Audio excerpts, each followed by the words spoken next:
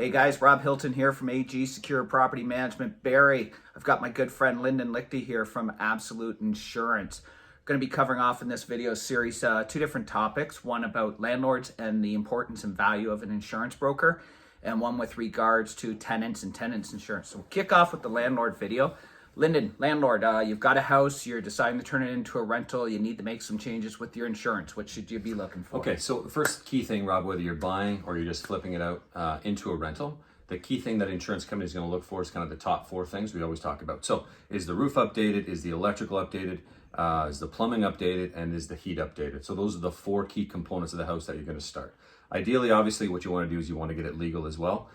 So those are the key components in regards to that we want to make sure that are in good standing for the insurance company to get you best pricing on something like that. Okay.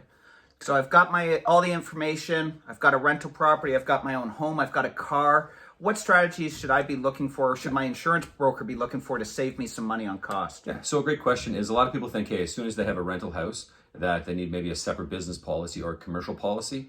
It's not true at all. The best value you can do, Rob, is just simply add it to your existing homeowner's policy. So you have to live somewhere. Typically, most insurance companies, they can add up to 3 to 5 additional properties onto your existing homeowner's policy. That's the best value to put it there, for sure. So doing that, you're actually preventing yourself from having a policy fee with every single policy. 100%, exactly. Awesome. Yeah. Another thing you do is, hey, you might add your car as well to that same homeowner's policy. Be some extra discounts there that will funnel down through. You can think about, hey, increasing your deductible as well. Oftentimes, some companies just have a $1,000 deductible. You can see, hey, talk to your insurance person and say, hey, what's a $2,500? What's a $5,000 deductible as well?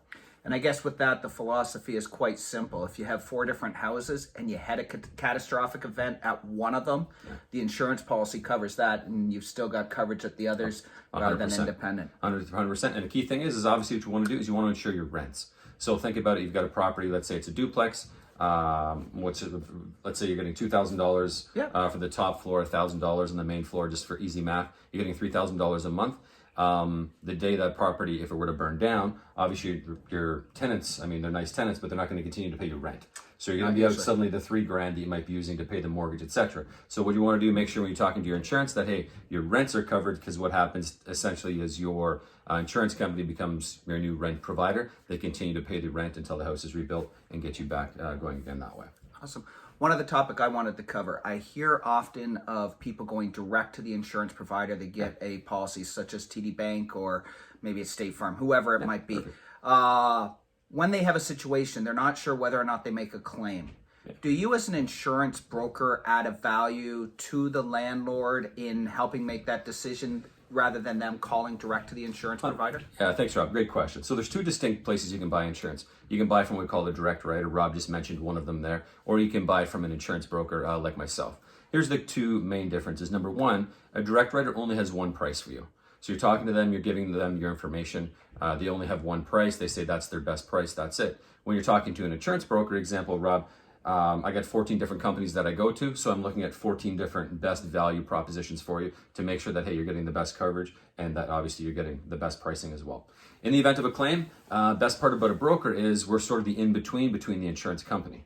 So oftentimes what happens is with a direct writer, if you call in, you want to have a discussion about a claim, it automatically goes on your record because you know what? They know that something happened. And even if you decide not to put the claim through, it's still on your record. So the best value of an insurance broker is, hey, we're there for you at the time of a claim.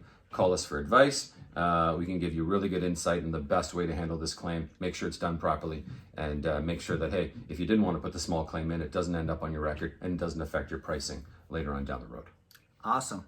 Well, look, guys, this is all about educating you. Maybe you have policies already. One thing I really love about working with Lyndon and Absolute Insurance is these guys don't actually sell you insurance. They help you buy it.